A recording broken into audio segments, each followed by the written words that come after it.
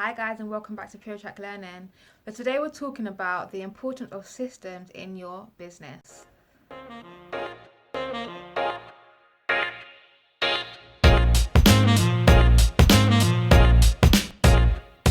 So by systems, talking about the way you do things in your business. So thinking about the structure and the system, the systematic way that you deal with clients, potential clients, deal with services, deal with employees or contractors, etc. So from the point that somebody contacts you for your business, for your service or for your product, how do you communicate with them? So what is the way that you communicate with them when they contact you? Do you communicate by email? Is there automated email? Do they communicate with you via a website? Do you phone them back? Do you email them back within a certain amount of hours? So what is your system?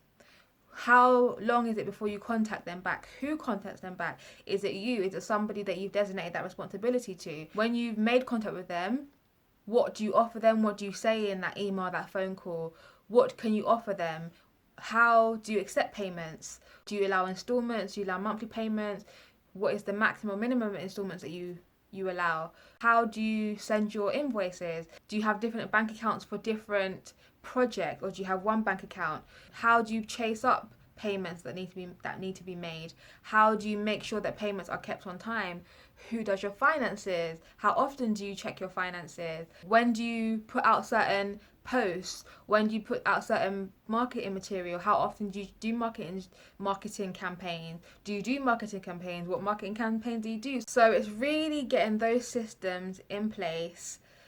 When do you work? Where do you work? How often do you work? And sticking to those working times, especially if you're an entrepreneur, especially if you're in ministry and not just being in a place where you're working constantly. When do you rest? So that's part of your business system as well, because when you rest, obviously as the person who owns your business, then when you rest, do you have other people working when you're resting?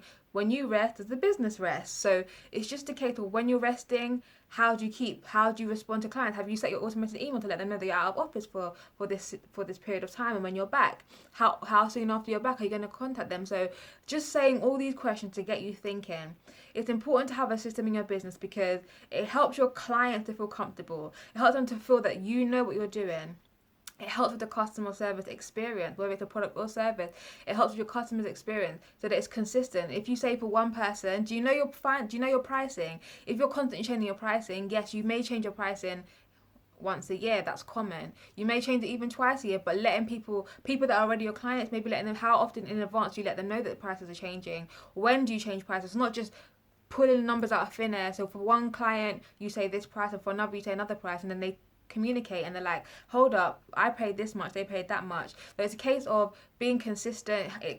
Consistency makes customers feel safe, it makes them feel secure, it makes them feel like you know what you're doing. It's part of your professionalism.